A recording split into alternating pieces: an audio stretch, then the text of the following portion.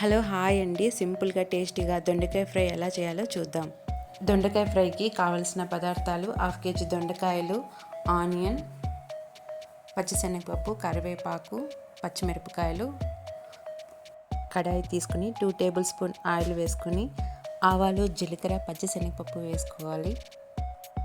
అలాగే పచ్చిమిరపకాయలు వేసుకొని ఫ్రై చేసుకోవాలి.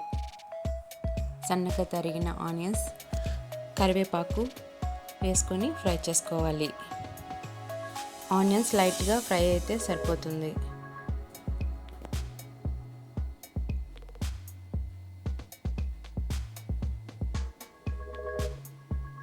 ఇప్పుడు దొండకాయలు వేసుకోవాలి. ఆనియన్స్ దొండకాయలతో పాటు మగ్గిపోతాయి. బాగా మిక్స్ చేసుకొని ఫ్రై చేసుకోవాలి. ఇప్పుడు తగినంత పసుపు, ఉప్పు వేసుకొని కలుపుకోవాలి. కలిపేసి మూత పెట్టి మగ్గించుకోవాలి.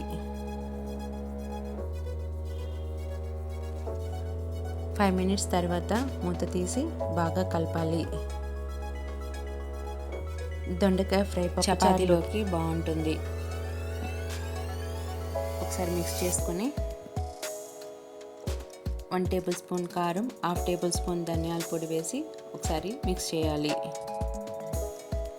ఇంకా మూత పెట్టాల్సిన అవసరం లేదు. హై ఫ్లేమ్లోనే బాగా కలుపుతూ ఉండాలి.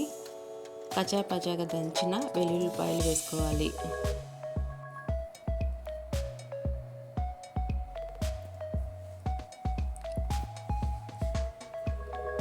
ఇప్పుడు కొబ్బరి పొడి 2 టేబుల్ స్పూన్ వేసి బాగా మిక్స్ చేయాలి. అంతేనండి, దొండకాయ ఫ్రై రెడీ అయిపోయింది. ఈ దొండకాయ ఫ్రై చాలా విధాలుగా చేసుకోవచ్చు. పప్పుల పొడి వేసి కూడా చేసుకోవచ్చు.